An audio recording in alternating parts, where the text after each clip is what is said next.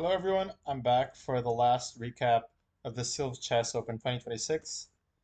So the tournament so far had been going pretty badly, especially, I would say especially round 7 where I lost that game against the 2200 player was pretty unfortunate because I had many winning chances, especially towards the end. I mean, the other games, okay, I mean, I didn't play well throughout the whole tournament, but that game was especially painful because it could have turned my situation around at least a little bit. And okay, this is round 8. Now, I can already advance to you that I was just mentally not in a good state, pretty much broken, so to speak. And okay, I just decided to play some crap. Usually I play bishop b5 when I just want to play some, as we call in Portugal, just some pastel, which is like just some crappy opening to get a crappy game. Okay, I mean, at least if he was taking some time here, I would have went for d4, which is the main line. And by the way, there's even a nice idea here. So the main line is knight d2, and this has a lot of games. But what worries me here, well, two things worry me. One is that the position is a bit too simple for, when I'm playing 400 points below. I was playing a 1900 in this game. And the second thing is there's this move, which I'm not sure why it's not the most popular one. Probably I just don't understand the position well enough. But I don't know. In terms of winning chances, I'm kind of worried for White because look, this structure is known to be like bad or not that incredible in the end games, and White is usually trying to checkmate Black's king. But here we're running out of pieces. Okay, this is just like a theoretical side note. So because he was playing so fast, I decided to go for just some crap, yeah, not to use a swear word with d3. Okay, which makes zero sense because after a couple moves, I ended up going d4. And okay, like, I can save you some questions. I don't know what the heck I'm doing with my pieces here. Okay, I was trying to slow down this, because if he goes e6, of course I'm going to fix his pawns. So at least he's taking a bit longer. I think I should have developed the bishop to g5, actually. At first, I thought my opponent was sidestepping e5. But like e5 is not my idea at all. E5 doesn't accomplish anything, even if it's my turn. But then I understood that he had 2 points. One is to again support this advance on the queen side, and secondly, if d4, he can take. He probably has many possible ideas, by the way, but he wanted to take and then go d5 because now the queen is not being the pawn is not being pinned to the queen. And again, this kind of scenario will just be ideal for him. For example, even if I go like knight d2 here or something, we get almost the same like kind of position, but maybe I should have even went for this, but my pawn is on e4, and it shouldn't because look, you should my plan is to play on the king side, and in general you should try to like you should not advance your pawns on the side where you're weaker. And here black will sort of utilize this pawn as a hook to open up some lines. Okay, so I went back and then I went d4. And I was just trying to get this, slow type of game, positional game, but I don't know, man. I just tried to play something, get a game, but his position is far too easy to play, and it's pretty annoying. He trades and goes b5, and already, I mean, I can even turn the engine on because I'm not sure exactly what I did that was so wrong. Yeah, the computer already says that black is just slightly better. Okay, probably I should have played this, which I didn't even consider. I didn't even see this move. Again, I was in such a bad mental state. Yeah, this makes some sense. Take a 94. Yeah, this makes quite a lot of sense. And okay, the computer wants to allow that damage of the structure, but probably he should just play this. Yeah, but I can equalize with d5. I mean, at any rate, I already have a completely drawn position against the 1900. So this is like insane. But I mean, in terms of the opening, I'm not even sure what went so wrong. Okay, I went queen b3, and now this move d5, which I kind of underestimated. Because in general, his idea was always to go d5 and 94. But now he's even content. with just e5 and knight d7. So I ruled against this after quite a long think, because again the pawn on a4 is just so misplaced because it's going to help him open up the lines here on the queen side. And look, my structure in the long run is bad, and my attack is completely non-existent. So something like h4 will just be ridiculously slow. He's coming in with all of the horses. Okay, so I decided to go for bishop g5 and decided to just accept this horrible isolated pawn. But okay, at least it's something to, you know, to play. He goes 97. I defended well for a couple moves. I mean, I basically defended well until we reached a drawn position. And then, as per usual, by the way, I was trying, as hard as I could to make Rook c5 work, but I think it's just a bunch of garbage. Yeah, because of Queen c7, or, yeah, Queen c7, for example. And Queen c2, I thought he would just take. In most cases, I thought he could just take. And I can't even properly take back, um, because he has these ideas coming in. I'm going to drop a pawn there. So okay, I couldn't make this work. But okay, I trade and I go g3. And I saw the line that we got in the game, and I thought it's just a draw. And that is correct, but maybe not in my hands. Maybe not in my hands. Um, he played knight e3. I was a bit more concerned about queen e2. Okay, look, the position at first sight looks completely drawn, and it is, but there is a bit of trickery going on in relation, I don't know why, but in relation with the queen and the knight against my king, because there's some knight e3 stuff going on. And I can never go to the back rank because I just get immediately mated. Um, but yeah, I was a bit more concerned about queen e2. So he defends this pawn. It does a couple things. He defends the pawn, and he rids me of this drawing mechanism that I had in the game with knight g5. Just to show that in the game we got knight e3, king h3. Now you cannot get too greedy here. You cannot get carried away because knight g5 drops the queen. And look, I was playing, I was so unsure of my play that I must have spent at least a couple minutes making sure that I'm not getting mated here after g4. But okay, I'm not, for a million reasons. It's just funny how, how you're how quick you are and how aware you are, and attentive to these small tactical details, how that shifts when you're in a bad mental state. But okay, he cannot take. Instead, he goes knight d1, and now I just wanted to say that I have this drawing mechanism with knight g5. He needs to take, otherwise he gets mated, and I just have this very simple perpetual. But on queen e2, this cuts out the square on h5 for my queen. So I wasn't exactly sure what I would play here. I think I was trying to calculate this out. Knight e5, not knight h4. Because honestly, I, I don't know. This could be some study-like position for all I know that could win for black. Because look, he's just pushing this pawn. I was also considering g4 just to give my king some lift. I wasn't sure about this. So knight e5, knight e3. Now this is forced. And now, okay, it's kind of binary. He's only got one check, and now he has two checks. This one and this one. Okay, knight g2 is a bit too steady-like for me. And knight f5, I'll go king g4. Now he's got these two checks, and I'll just repeat. So for example, yeah, I'll just repeat. Queen d1, king h3. And maybe I'm getting away because I have this backup perpetual, and this pawn is also hanging. So I was considering this during the game, but of course it's very scary to just run your king up the board like this. If he ever gets a chance to go g5 or something, he mates me. Let me just confirm this actually with the engine. He says, yeah, it's just a draw.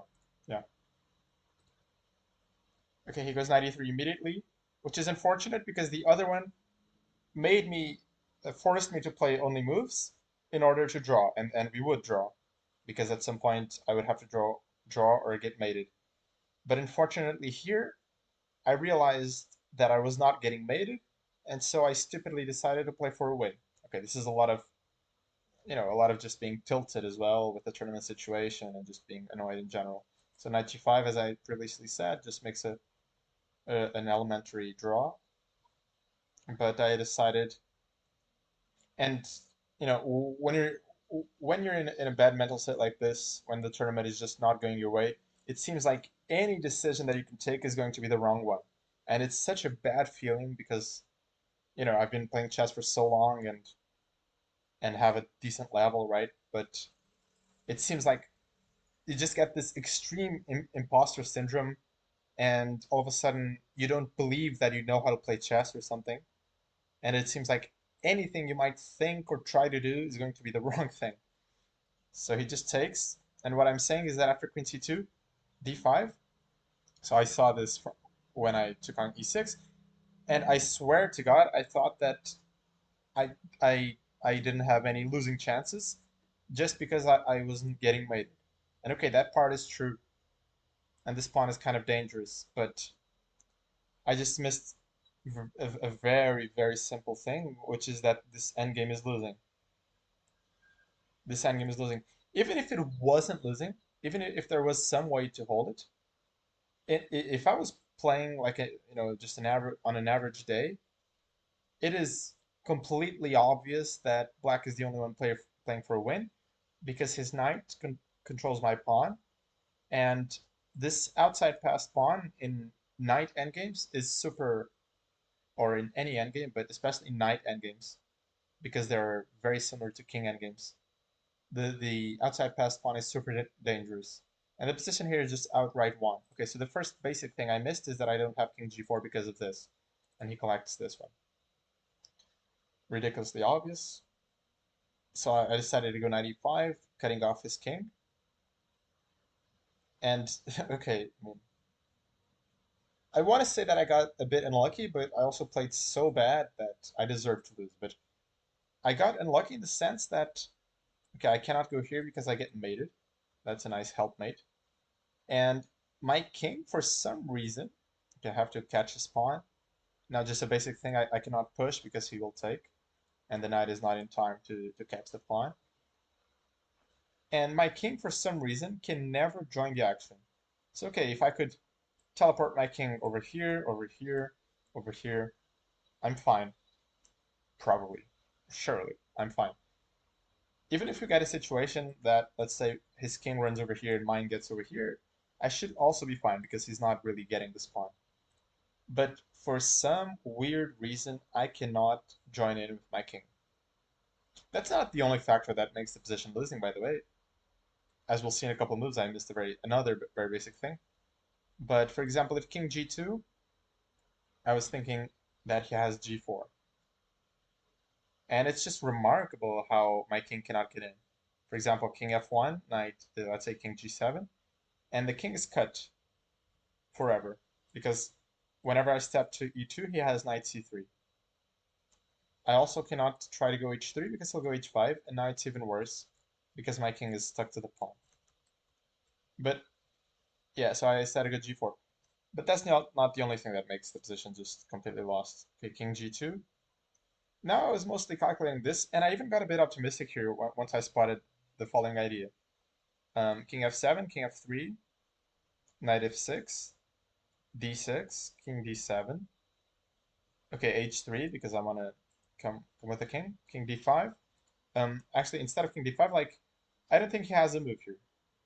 Okay, I mean, probably I'm just wrong, but I couldn't see it in the game, at least. Because if king d5, I'm getting this pawn with this nice fork. King d7, same thing. And if knight e8, crucially, I can, for example, play d7 and the same fork. So I couldn't really see how he could make progress here. There might be a way, I'm not sure.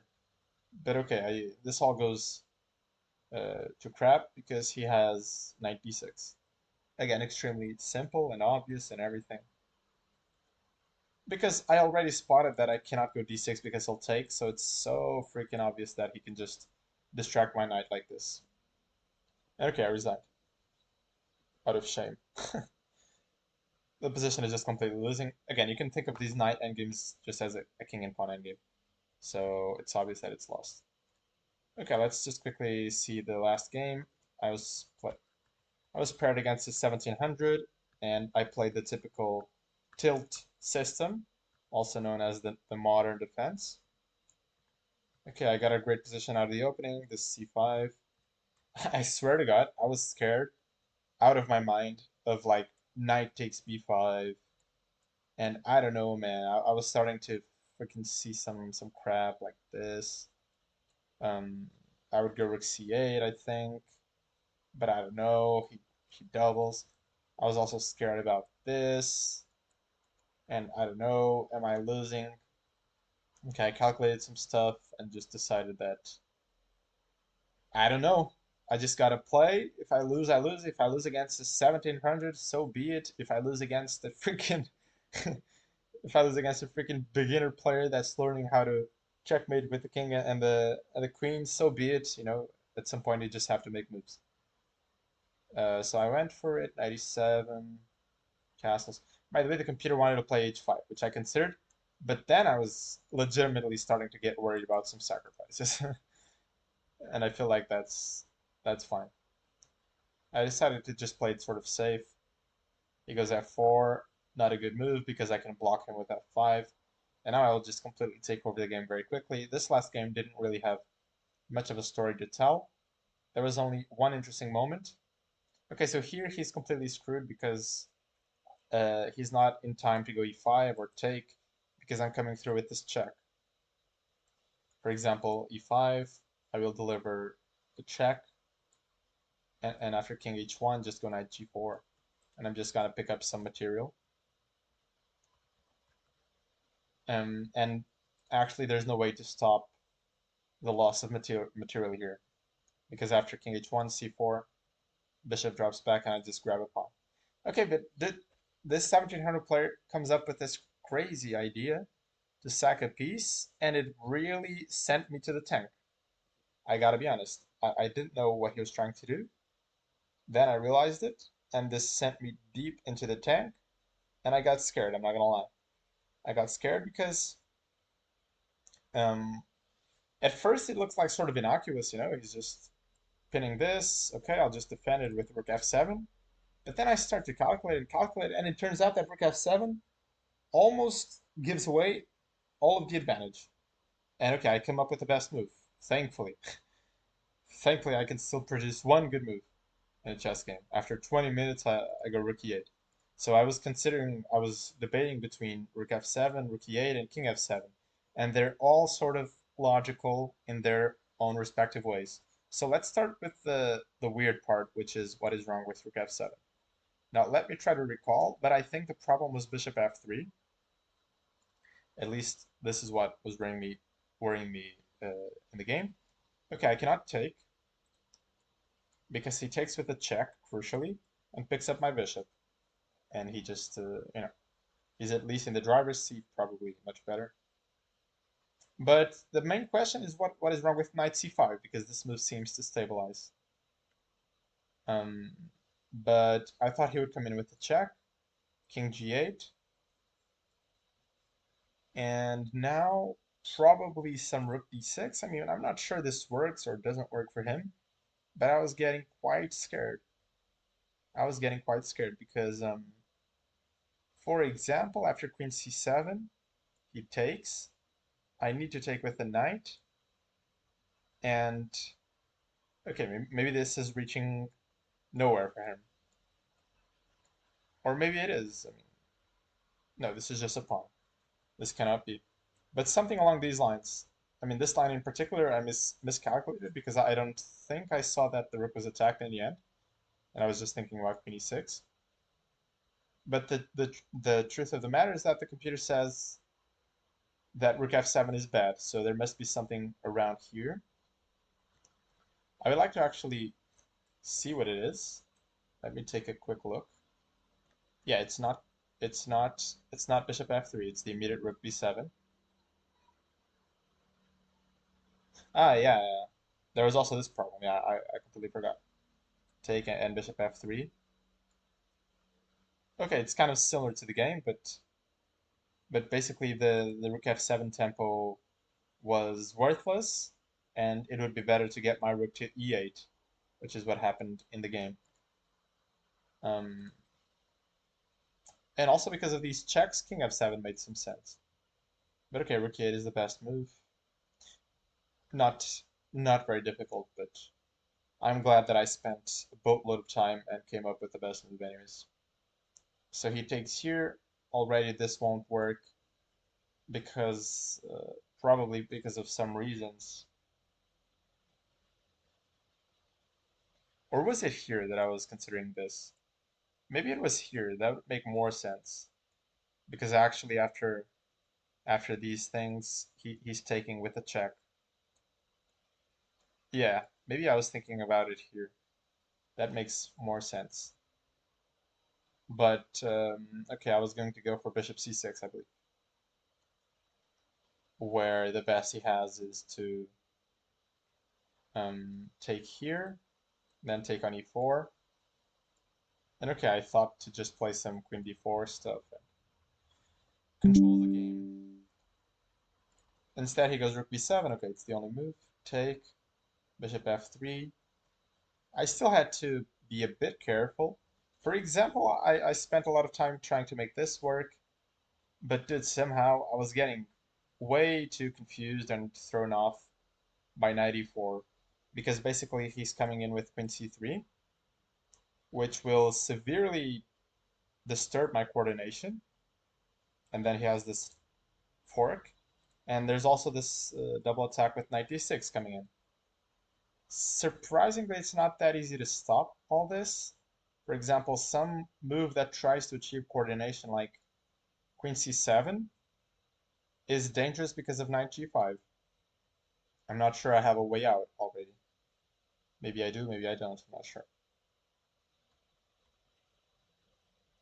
Um, and what else was I thinking about? Yeah, some ways to prevent this, but there was always knight g5 or queen c3 coming in, so okay, I decided to just play it a bit more simple, not take the pawn yet. Rook d1, knight h3, I just want to grab his bishop. He goes g3.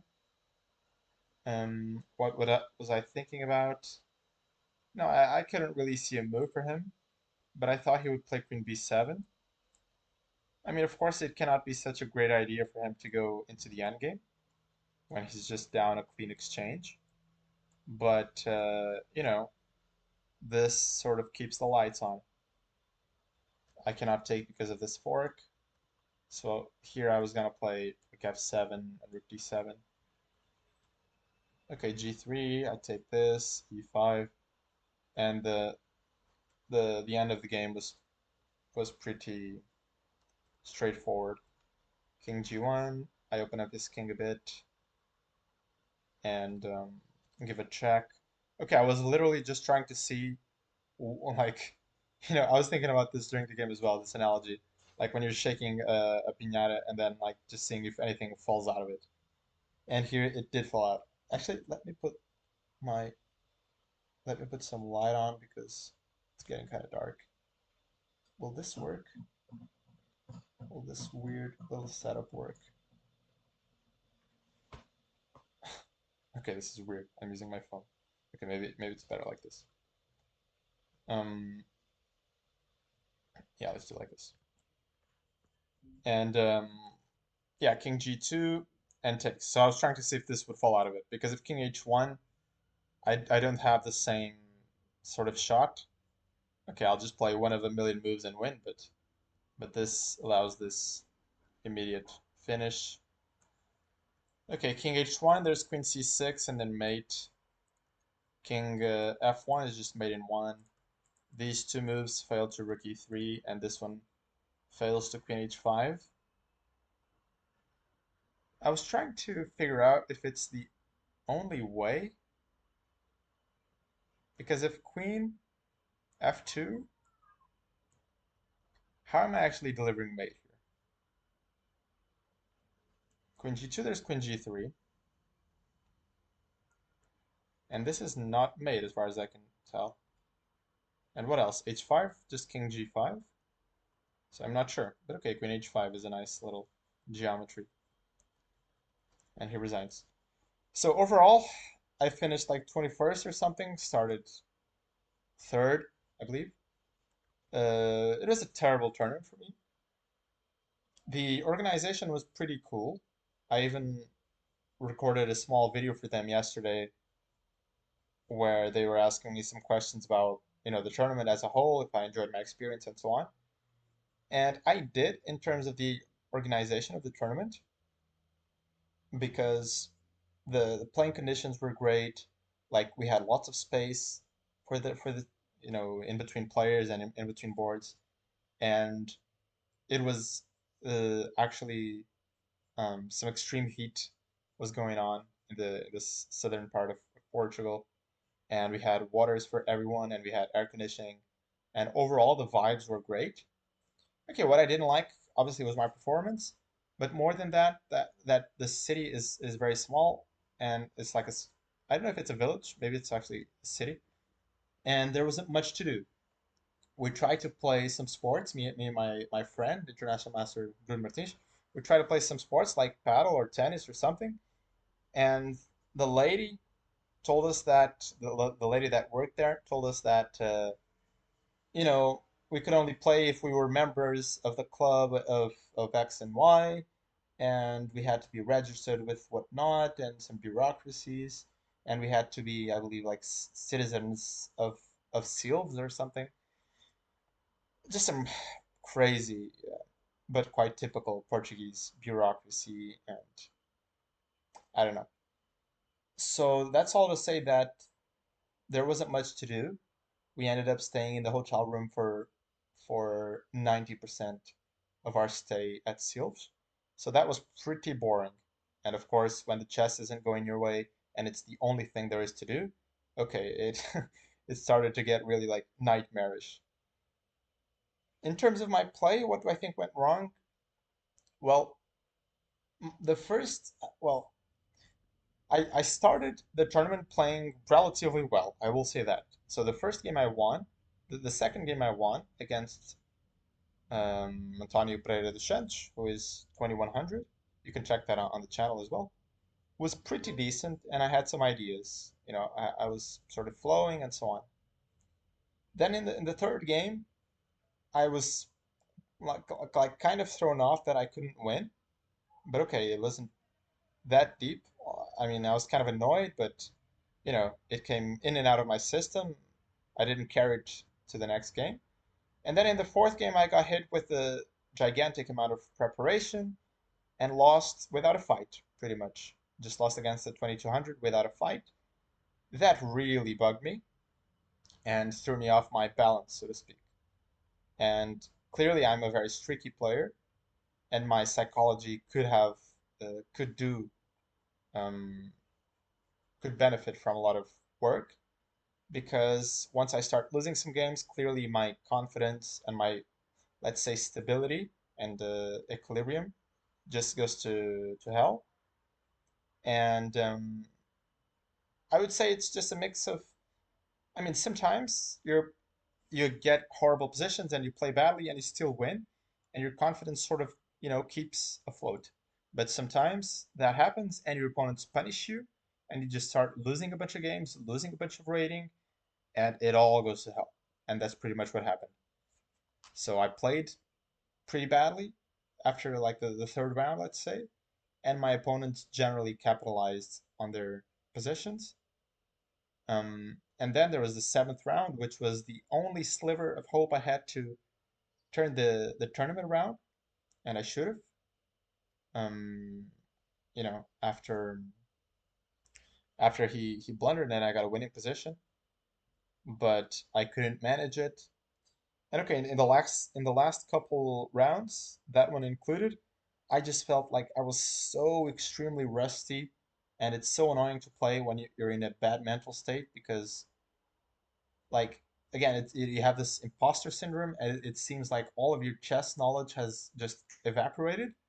You cannot, like I have to think about, I have to look at each of my pieces, each of his pieces, and see what is attacking what checks exist. It's like I'm 1200 again. It's so crazy. I can't explain it. When I'm just in a normal mood, things just flow. Like maybe I'm not playing incredible, but things just flow. I can see, all the checks and a lot of tactics just like immediately without having to consciously think about it. But when I'm in this bad state of mind, it's like I have to think about everything and anything could be a problem and all of my decisions are wrong and I can't see any counterplay for me, but all of my opponent's moves are problematic and I spend so much time as well, like everything, like nothing goes your way, it seems. Okay, that happens from time to time. What to do? Again, definitely my psychology could be better, my psychological aspect. But okay, I'll take a time off from chess. Something that I definitely need to do is work on, or I don't know, but I don't know how to express it, but I cannot take the game that seriously. I have to take it more lightheartedly and not care so much about winning or losing.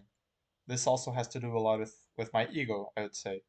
Also with the elo, with the L, but also with the ego, with the G. That I don't want to lose against a lower rated player and I don't want this or that. And okay, it's part of life. It just happens. So that's definitely something. I've also been getting so flustered and so fired up when I'm losing games these days, and I'm just not having a fun experience of playing at all. And I just have to calm down, I just have to calm down, play my game, and again, if I win, I win. If I lose, I lose. But I cannot be this sort of egotistical prick that needs to win at all costs to feed his ego. And if I lose, it's like the end of the world. I mean, I can't keep playing like that forever. So that's sort of my plans for the future. The next tournament I'll play is probably in the middle of July, and it's going to be the first division of the club um, tournament of Portugal. Yeah, the first division of Portugal, and we'll see how that one goes. Until then, I'll probably keep making videos, and yeah, I have some ideas for upcoming videos, maybe some top tens. But okay, I hope you enjoyed this tedious and hard watch of my terrible time at Silch. But okay, we come back stronger, and let's hope for the best in the future. See you.